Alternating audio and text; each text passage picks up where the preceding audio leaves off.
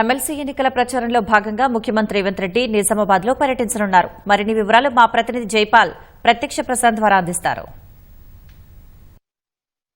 Naomi, MLC ఎన్నికల ప్రచారంలో భాగంగా ఇవాళ నిజామాబాద్ జిల్లాలో సీఎం రేవంత్ రెడ్డి పర్యటించనున్నారు.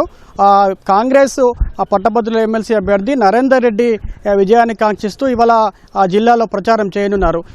సీఎం రేవంత్ రెడ్డితో పాటు పిసిసి అధ్యక్షుడు మహేష్ కుమార్ గౌడ్, అదేవిధంగా 7 మంత్రులు ఈ ప్రచార కార్యక్రమంలో పాల్గొన్నారు. మొదటగా హైదరాబాద్ నుంచి ప్రత్యేక హెలికాప్టర్లో బయలుదేరిన సీఎం నిజామాబాద్ నగరంలో ఏర్పాటు చేసిన హెలిప్యాడ్ వద్దకు చేరుకుంటారు. అక్కడి నుంచి బోర్గాంపీలో ఏర్పాటు చేసే పట్టభద్రుల సమావేశంలో సీఎం రేవంత్ రెడ్డి పాల్గొంటారు.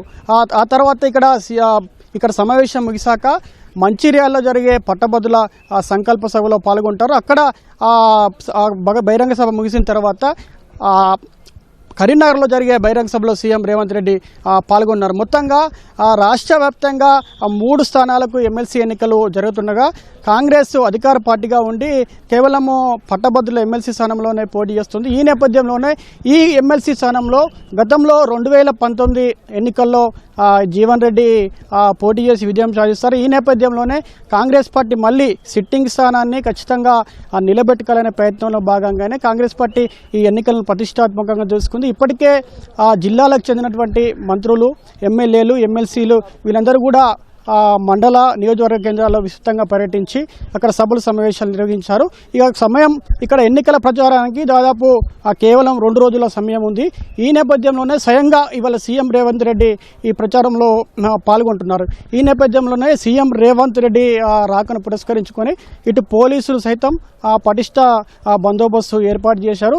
ఎక్కడ కూడా ఎలాంటి ఇబ్బంది జరగకుండా, వాహనదారులకు కూడా ఇబ్బంది జరగకుండా చూస్తున్నారు. అక్కడ జిల్లా కేంద్రం నుంచి ఇక్కడ సమావేశ స్థలానికి వచ్చేంత వరకు కూడా ఇక్కడ ఎలాంటి ఇబ్బంది లేకుండా పోలీసులు కట్టుదిట్టమైన భద్రత ఏర్పాటు చేశారు. కాసేపట్లో ఇక్కడ సీఎం రేవంత్ రెడ్డి హైదరాబాద్ నుంచి అయితే బయలుదేరనున్నారు.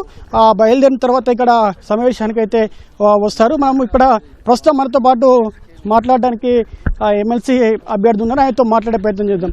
సార్ చెప్పండి, ఎమ్మెల్సీ ఎన్నికల ప్రచారం ఎలా జరుగుతుంది? పట్టభద్రుల నుంచి ఎలాంటి స్పందన వస్తుంది? It's going on well. ఎందుకంటే చాలా అద్భుతంగా మరి క్యాంపెయినింగ్ సుమారుగా 6 నెలల నుంచి నేను ఈ క్యాంపెయినింగ్లో ఉన్నాను. అన్ని రకాల కేటగిరీల పట్టభద్రులను నేను కలవడం జరిగింది.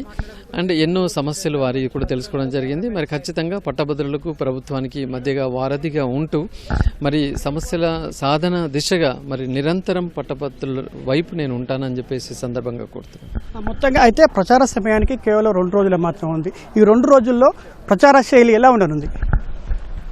ఈరోజు మీరు చూస్తూనే ఉన్నారు, ఇక్కడ ఆల్మోస్ట్ ఆల్ నిజామాబాద్లో, తర్వాత ఆదిలాబాద్లో, మంచిర్యాల జిల్లాలో, చివరిగా మరి కరీంనగర్ జిల్లాలో 3 భారీ సభలలో మన ముఖ్యమంత్రి గారు పాల్గొంటున్నారు.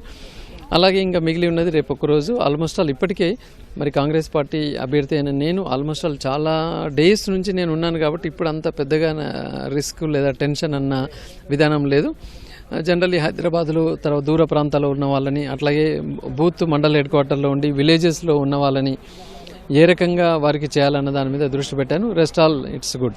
ఇప్పుడున్నటువంటి అందరి అభ్యర్థుల్లో మీతో ఎవరికి పోటీ అనుకుంటున్నారు? సో ఎప్పుడు కానీ నేను విద్యాసంస్థలు నడిపినప్పుడు అల్ఫోర్స్కి సాటి అల్ఫోర్సే. మరి ఇవాళ ఈ రాజకీయ మరి ఈ రంగంలో కూడా నో డౌట్ కాంగ్రెస్ పార్టీకి కాంపిటీషన్ కాంగ్రెస్ పార్టీ అనుకుంటున్నాను. ఎందుకంటే మరి ముఖ్యంగా కాంపిటీటర్స్ వారి యొక్క గుణగణాలు, తర్వాత వారి యొక్క వ్యక్తిత్వము, వారి యొక్క పాస్ట్ హిస్టరీ చూసుకున్నట్లయితే ప్రతి పట్టభద్రుడు కూడా తెలుసు.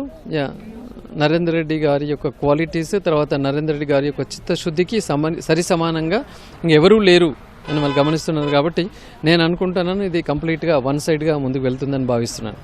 ముఖ్యంగా చట్టసభల్లో ప్రశ్నించే గొంతు ఉంటేనే నిరుద్యోగుల సమస్యలు పరిష్కారం అవుతాయని చెప్పేసి బీజేపీ నేతలు అంటున్నారు. దీన్ని ఎలా చూస్తారు? గతంలో మనము జీవన్ రెడ్డి గారు ప్రశ్నించే గొంతుకగా ఉన్నారు. ఇప్పుడు ఆ జీవన్ రెడ్డి గారే చెప్తున్నారు ప్రశ్నించే గొంతుకతో ఎక్కువ రిజల్ట్ రాలేకపోతున్నది. మరి ఖచ్చితంగా పరిష్కరించే గొంతుకతోటే మనం ఏమైనా చేయగలము అని వారి అనుభవపూర్వకం కూడా చెప్పి ఉన్నారు. మనం చూస్తున్నాం కూడా లాస్ట్ ఇయర్ జీవన్ రెడ్డి గారు ఎన్నో సమస్యల పట్ల ప్రశ్నించారు. కానీ అప్పటి ప్రభుత్వము మరి మీరు చూసి ఉన్నారు, స్పందించలేదు. దానికే మరి ఇవాళ ఉద్యోగాలు కావచ్చు, లేకపోతే ఉద్యోగుల సమస్యల విషయంలో కావచ్చు, గత 10 సంవత్సరాల్లో చాలా సమస్యలు పేర్కొని పోయినాయి. అంటే ఏంటి, ప్రశ్నించే గొంతుక ద్వారా ఎలాంటి సొల్యూషన్ కూడా రాలేదు. కాబట్టి ఇప్పుడు పట్టభద్రులు అందరూ కూడా ఏం చూస్తున్నారు, రూలింగ్ పార్టీ కాంగ్రెస్లో ఉంది, మనం రూలింగ్ పార్టీ అభ్యర్థిని ఎన్నుకోవట్లనైతేనే మన సమస్యలను ఏమైనా మనం సాధించుకోవచ్చు. కాబట్టి ప్రశ్నించే గొంతుకకు ఫుల్ స్టాప్ పెడదాం, పరిష్కరించే గొంతుకకు మాత్రమే మనం మద్దతు ఇద్దామనే వాయిస్ ఇవాళ పట్టభద్రుల్లో ఉంది. అలాగే నిరుద్యోగ సమస్యలు ముఖ్యంగా మీరు ఏవే గుర్తించారో వాటి సమస్యల పరిష్కారానికి ఏ విధంగా కృషి చేస్తారు? ఇవాళ నిరుద్యోగుల సమస్య మనం చూస్తూనే ఉన్నాం, ఎన్నో వేకెన్సీలు మనం చూస్తూనే ఉన్నాం. ఇవాళ ఈవెన్ ప్రమోషన్లు మన అయిన తర్వాత కూడా కొన్ని కొత్తగా వేకెన్సీలు ఏర్పడ్డాయి. ఇవాళ యూనివర్సిటీలలో చూసుకున్నట్లయితే సుమారుగా 80% వేకెన్సీస్ ఉన్నాయి. మరొక వైపు మరి పిహెచ్డి హోల్డర్స్ ఉన్నారు, తర్వాత మంచి క్వాలిఫికేషన్లు ఉన్న వాళ్ళు ఉన్నారు. ఏదైతే ప్రభుత్వము మరి జాబ్ క్యాలెండర్ అనౌన్స్ చేసిందో దాన్ని తూచా తప్పకుండా ఇంప్లిమెంట్ చేయగలిగితే చాలా మట్టుకు మరి ఉద్యోగ రూపకల్పన జరుగుతుంది.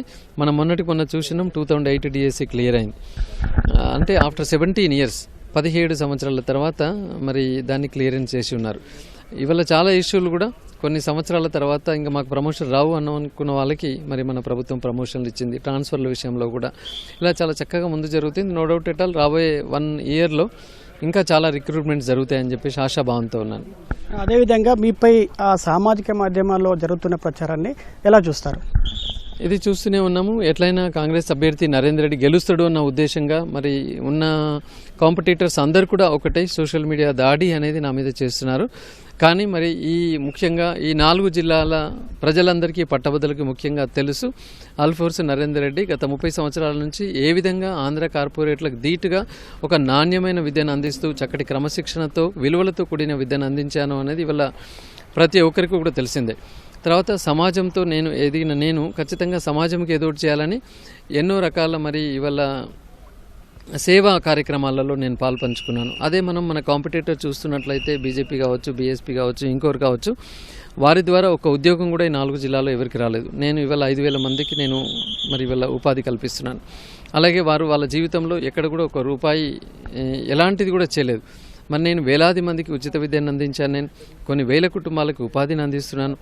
ఇవాళ లక్షలాది మంది విద్యార్థులు ప్రపంచంలోని వివిధ దేశాల్లో మంచి మంచి హోదాల్లో ఉన్నారు.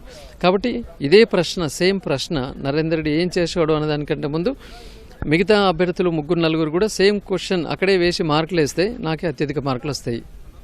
ఎన్నికల తేదీ దగ్గరలో ఉంది. చివరగా మీకే ఎందుకు ఓటేయాలంటే ఏం చెప్తారు? అదే చెప్తున్నాను, మీరు కొన్ని ప్రశ్నలు మీ ఇష్టం, మీరే ప్రశ్నలు వేసుకోండి. ఈ టాప్ 4లో ఉన్న అభ్యర్థులకి ఆన్సరు మీరే వేసుకోండి. అది కూడా ఈ ప్రాంత వాసి ఉండి ఎవరు గెలిస్తే ఈ 3 జిల్లాలకి బాగా మరి డెవలప్మెంట్ జరుగుద్ది. సపోజ్ ఎగ్జాంపుల్ ప్రశ్న నరేందర్ రెడ్డి ద్వారా జరుగుద్దా, వైస్ ద్వారా జరుగుద్దా, జెడ్ ద్వారా జరుగుద్దా, మార్కులు వేసుకోండి 1 to 10.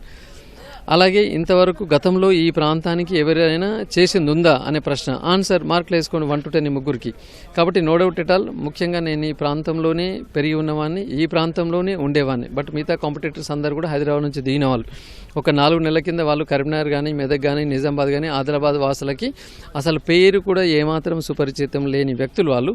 బట్ అల్ఫోర్స్ నరేందర్ రెడ్డి అనేది ముఖ్యంగా ఈ 4 జిల్లాల్లో చాలా మందికి సుపరిచితమైన పేరు. ఎస్, మా నరేందర్ రెడ్డి అని అనుకుంటారు.